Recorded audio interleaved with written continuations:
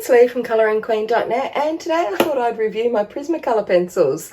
And this review is well overdue. Many years ago, when I first got my first set of 150 Prismacolors, I filmed the unboxing for those, but I never got around to doing the review. So if you want to look at the unboxing video, I'll link it below. But let's just do a short review of the Prismacolor pencils. So as most of you know, Prismacolors are my favourite colouring pencil. They come in a range of sizes from open stock, meaning that you can buy them one at a time, which is always a bonus for a coloured pencil as far as I'm concerned, or right up to the largest set, which is 150 coloured pencils. Now you can also get them in 132, 72, 48 and 36. And as well as the pencils, there's a range of other products that you can use as well from Prismacolor, including the art sticks, the markers and the very thin pencils, which they all kind of work really well together. The packaging for the 150 set, which is the largest set, comes in a cardboard box, and I know some people like to take their pencils out and put them in pencil cases, and luckily there's many pencil cases that you can use if that's what you want. On the inside cover we've got some techniques that people have used with the different Prismacolor products. These ones, the coloured pencils, the very thin pencils and the art sticks that I was referring to previously. And you can also use this box as a nifty little stand for your pencils if you want, but personally I never use it that way. I just take the trays out. So there are 6 trays within the box. The box is pretty sturdy for thick cardboard. The trays are very flimsy. And the pencils come pre-sharpened, but really not much of a point on them at all. So we've got our range of colours. And these are how the box was delivered to me. I haven't changed the positioning of the pencils. So we've got 3 on each side. The plastic is sturdy enough, and mine haven't broken on either of the packages that I've got, but it's not hugely sturdy for the price that they are. Now you can download a Prismacolor paint chart from Prismacolor and fill in your swatch chart. I've decided to start doing mine on paint chip style swatch charts, and I'll put a link to that video below if you want to do that. But I've got mine now on a keyring system to make it easier for me to find the right colour, and I've got a free download of that if you're interested in it. This one is from my first go at doing this paint chip chart, which was a 3-page paint chip chart, but I am working on doing a 2-page paint chip chart, and I've had those laminated and cut out. On the back of the box we have the information about the pencils, so the colour chart. Now obviously these do not look like the real colours in real life, because the printing process used for these is different from pigment colour on the pencils. This is a demonstration on how to fold that box up like I showed you, and just some general information about the product.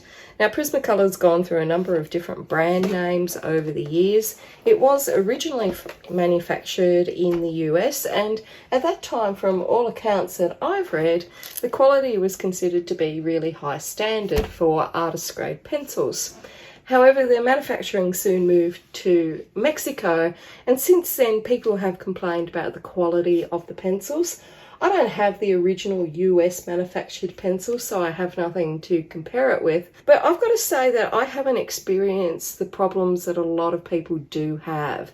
A lot of people complain about the leads breaking, and the pencil's cracking. Mine regularly fall from the table because Millie likes to help with the colouring and she likes to push them over the edge, and I haven't experienced any problems with the core.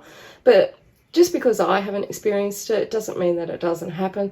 There are plenty of people that have problems with leads breaking and with problems with the core of these pencils. So these are artist grade pencils. They're wax based, and as such they can develop a bit of a waxy film on them if you heavy handed with your colouring, or you're using the paper, or you're colouring with paper that's not really suitable for these pencils. On the pencils we have the name and we have the number, but we don't have the Lightfast rating, which is usually on the pencil barrel for a lot of pencils. And the colour of the barrel and the colour of the pigment is similar, but again the paint used for barrels is different from pigment paint, so it's never going to be really 100%. Now what we need to look at is the core of how the pencil actually fits within the wood casing that surrounds it. And as you can see, even just picking up this random one, the core is off center, meaning it's not straight. So when you sharpen it, you can often, because you're putting it into a round metal object that's usually perfectly round, it's not going to sharpen properly sometimes. So because of that core being off-centered, and apparently that's one of the quality issues that people have experienced since the change in manufacturing.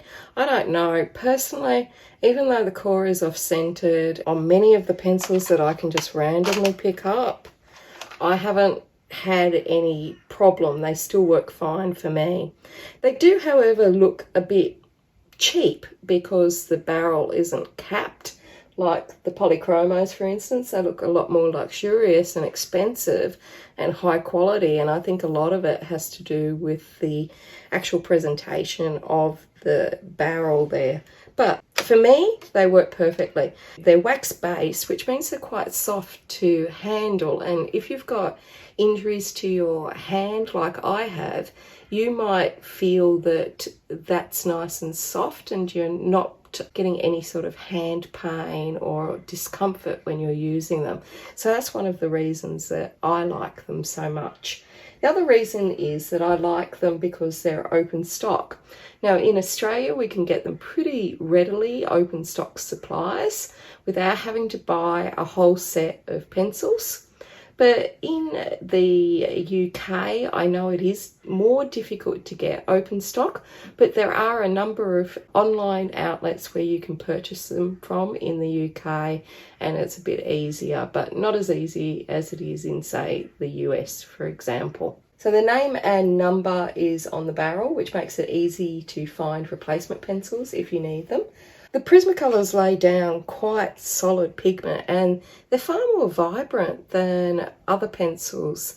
If you look at people that have coloured pictures in Prismacolors versus polychromos, for instance, you can usually tell which pencil is which just by looking at it, because Prismacolor seem to produce a lot of pigment and they're very vibrant, and that's one of the great things about them in my opinion. To erase the Prismacolor pencils, you can use any type of eraser that you like. For small areas, I prefer my Tombow Mono eraser, and you would have seen me use that in many videos in the past. But for larger areas, I prefer my Derwent eraser, electric eraser. You would think that being artist quality pencils, that these are all Lightfast, or at least have a high Lightfast rating. But in actual fact, they're not. And I was really actually quite surprised by this, even though I've been using them for a number of years. First of all, the Lightfast rating is not on the pencil, which is disappointing. But for me, it doesn't matter because my pictures are in my colouring books. They're not being hung up in areas where they will attract light and therefore fade over time. So for me, it doesn't matter. One of the problems with the Prismacolor pencils is that they develop a waxy bloom when you're using them for extended periods of time. So to avoid that, you need to use them lightly and layer lightly. They tend to work best if you have a lot of light layers rather than one big solid layer. So if you are the type to be really heavy-handed, you might not get as much depth or dimension in your coloured work because you're not able to add more layers on top before it becomes really smooth and slithery. So either, you can use lighter layers, or make sure that you use a paper that's appropriate to Prismacolors, that is ideal for building up lots of layers. So for that you need a paper that has a lot of tooth, which is basically the hills and valleys in paper that you might not notice when you're looking at it straight away, but if you run your hand across it you might be able to feel a slight texture. But if you're looking at it under a magnifying glass, then you can see these little hills and valleys in the paper. And the hills obviously hit the pencil first, whereas the valleys take more pencil for the pigment to actually go down. So if you're wanting to do a picture that's got lots of layers and dimension and depth of colour, then make sure that you choose the right paper to print your picture on. So for that, I've done a video series in the past on different papers for different pencils, and I'll link that below. But my choice of paper is the Canson My Tenths. Now this is a dual paper. It's got a rough side and a smooth side. Now on the smooth side, it's ideal for coloured pencils, not just Prismacolor, other coloured pencils as well. And on the rough side, it's designed for chalks and pastels. So it's a really versatile paper. And if I'm printing out a coloured page that I want to use and want to build up a lot of layers and get lots of depth of colour, then Canson My Tenths is my choice for that one. The other thing that you can do is, if you're unsure about your layering and you're not sure what sort of pressure you should use, then I'd recommend watching some tutorials. Oh, I'm tongue-tied today. Watching some tutorials with people that really know Prismacolors and use them quite a lot. So people like Chris Chang, she's always able to bring an amazing amount of depth to her artwork and her pictures just from using Prismacolors. And Colour My World, who again, she uses Prismacolors. She's a professional artist, I understand, and she is able to bring out the best in those pencils, and she has a ton of tips on her YouTube channel on how to do that and how to use them correctly, etc. Whereas Chris, you're just following along, so it depends on how you like to learn. But I'd suggest either of those ladies, or I'm sure that there are a ton of other people that you can watch to get some ideas on getting that depth with your Prismacolor pencils. Obviously is important if you're selling your work on commission basis and it's designed for framing and being presented in people's homes, etc. So you might need to replace pencils in this with other products. So if you're selling your work on commission or you're a freelancer, you might need to replace some of these pencils with pencils that are Lightfast or have a better Lightfast rating than some of the Prismacolors. And you can see that a lot of the pencils don't have a high Lightfast rating. So for example, Deco Yellow, that I use quite a bit, it's only considered to be a fair Lightfast rating. Raspberry, Dark Purple, Ultramarine, Violet Blue, Imperial Violet, a lot in the violet areas, they've got really poor Lightfast ratings, as has a lot of the pinks like Pink and Hot Pink and Mulberry, Processed Red, Magenta. They're considered to have a really poor Lightfast rating. So that was quite surprising. I will link to the Dick Blick Lightfast rating chart below if you would like to download that. Now the pencils aren't water soluble. A lot of pencils you can lightly dissolve in water and they'll sort of take out little scratch marks. With the Prismacolors, I haven't been able to dissolve mine in water. You might have a different experience, but I've tested a few pencils and we can do it here again. And while it might take out some of the scratchy marks that you get there, it doesn't really move the pigment around. But Prismacolor do have watercolor pencils that are designed for that purpose, and they are really lovely and great to use. I've done a whole video series on sharpening these pencils and the best type of sharpener for them. A lot of people recommend the Dahl 133, and I'll put a link to that below. Personally, I haven't used that pencil sharpener because it's not easy to get for a price that I don't have to take a second mortgage on the house for. But in the US and the UK, I believe that pencil sharpener is a lot easier to get, and many people recommend it as their go-to. But I've done a whole video testing out all of the pencil sharpeners that I have with the Prismacolors, and even though some might perform better or produce a better point, my favourite is still the M&R pencil sharpener. I've just replaced the blades in this one a couple of weeks ago, and it's just a small pencil sharpener with 2 barrels for whatever size you want. I use this quite regularly to sharpen pretty well all of my pencils, and those new blades are great, and so you can just sharpen to any sort of point that you might want with the M&R. A lot of people like to sharpen their Prismacolors because of that problem with the barrel I was talking about, and just for better sharpening practices. They like to turn the actual sharpener rather than the pencil.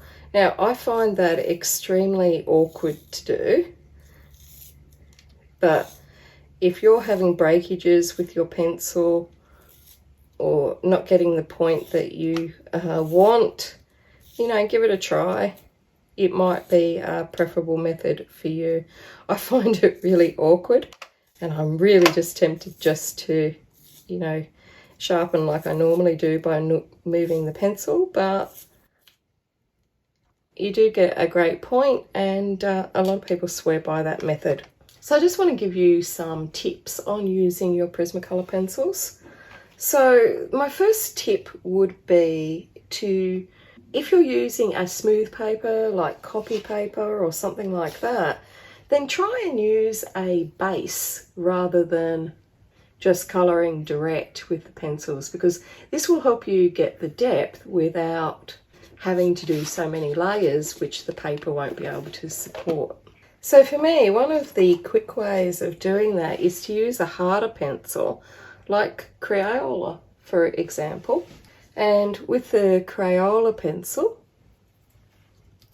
we can put down some colour, and it's quite sort of firm and not as vibrant. And then we can just put our Prismacolor over it. And this helps avoid having to build up so many layers, because you've already got that hard surface of the Crayola below. The other thing that you can do is to use markers or highlighters or watercolour, and then wait for that to dry and then put your Prismacolor pencils over it. I'm suffering from a leaky pen in my highlighter box, so my hands are all dirty now.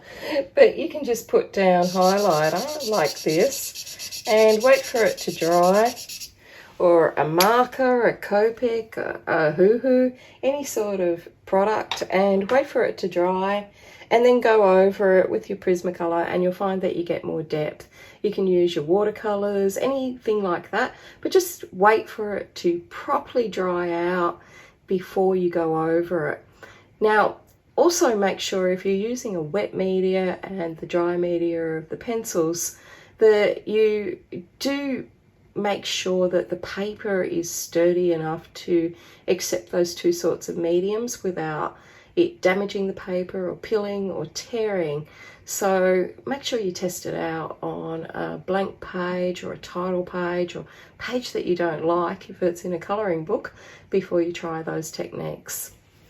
So another tip for using your Prismacolors is to, once you've got that point established on the Prismacolor, is to make sure that you keep the point for longer, and that's by holding the pencil in a way so that you actually turn the pencil as you're using it, just so very subtly every now and again just turn it, and then that will keep your pencil with a point for a lot longer than if you're just holding it sort of straight up, which you might only do sort of at the end of when you're using your pencils, rather than just continuously slowly turning it around, and then you don't need to sharpen it as often.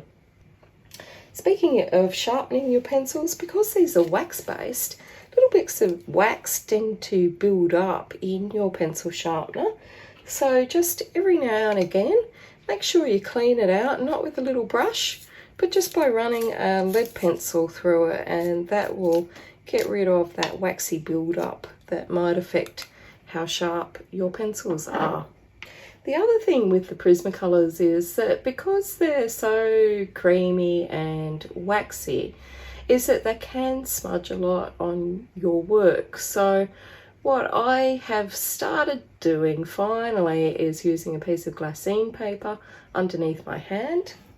But if you don't have glassine paper, you can just use something like baking paper or one of those iPhone screen covers, those little bits of plastic, and that's just to rest your hand on it. So if you've already coloured that bit and you're resting your hand while you colour another bit, you just want to make sure that you're not smudging all the work across everywhere. So I use that. And when you've finished the picture, just to avoid it being smudged completely, use a fixative to fix the actual pencils to the colouring page. Now at a pinch, if you don't have a fixative, a lot of people use hairspray. As always, I would test it out on a stray piece of paper that you don't care about before you commit your masterpiece to some hairspray. I found in the past when I didn't have any fixative and hadn't purchased any or ever used it, that the cheapest hairspray was the one that got me the best results. But always test out these things beforehand on something that doesn't matter to you before you give it a try. Now, my other tip for using the Prismacolor pencils is to use a brush, like a makeup brush, just to dust away any of the pigment that builds up. So any of that pencil dust that builds up, you don't want to be breathing that in. It's an art supply after all. So make sure you just brush it away with a little makeup brush, or you can get or you can purchase special brushes just to brush away pencil marks as well if you want to do that. But otherwise, just find a soft makeup brush to brush it away, being careful to really lightly brush it away so that it doesn't smudge in on your paper. If you don't have a makeup brush or anything like that that's suitable, you can always get a feather, and that's what I used for many years, is a feather that I found on the ground in the garden, and just softly brushed it away. Now, I say this, but often I don't do it myself, and often I put my hand all over things and I get pencil all over me. So I'm not the best at following these tips, because often you just want to colour and, you know, you can't be bothered with any of those tips. Well, that's just me anyway. Now, my next tip with the Prismacolors would be to use the right product. So what I mean by using the right product is the Prismacolor Premiers are really soft, they're really creamy, they're ideal for building up a lot of layers. But if you don't want to do that, or you're wanting something cheaper, the Prismacolor Scholar brand, which is considered to be student brand, but I've heard other people say they're artist brand, I don't know. But I actually like them, they're pretty cheap. You can get them in a few different size packets. I've got the 60 packet.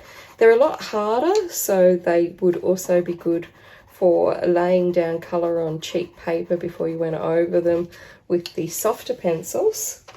But often in some books, like the Japanese colouring books for example, you might find that these are actually easier to use on the paper. So they can often be used. The other thing is that if you're doing large backgrounds, etc., you don't really want to use your Prismacolor pencils that will Premiers that will always need constant sharpening if you're doing the large areas. What you want to do is, well, I think, and I hate to be a bossy boots here, is you use your Prismacolor Premier pencil maybe around the edge, and then you use your Prismacolor Art Sticks, which is just pure pigment. It's woodless, if you like. And you use those for the larger areas so that you're not running down and sharpening and wearing your little hand out, just trying to get these large areas covered. And if you don't like the look, then you can always go over it with your Premiers once you've laid down that large bulk amount of colour. Now I'm just colouring on a cardboard box here, so I'm picking up a little bit of texture from underneath. You can move it around to the sharper edge if you wanted a more burnished look, and you can go over it several times. And this is just cheap copy paper that I'm using here. Now that's great for large areas, but what about those fiddly bits, those tiny, tiny little areas? If you try to colour in really small things with the Prismacolor Premiers, unless you're really neat and tidy and like really skilled, it's going to be difficult for you to get in without always constantly running the point down, because it's so soft. Whereas if you use the very thins, which are the harder version of the Prismacolor's pencils, then you will achieve a better result. Now, these come unsharpened, so we have to sharpen them up. But these have a harder point. They're really firm, and they're designed for the tiny spaces, to get in really little spaces.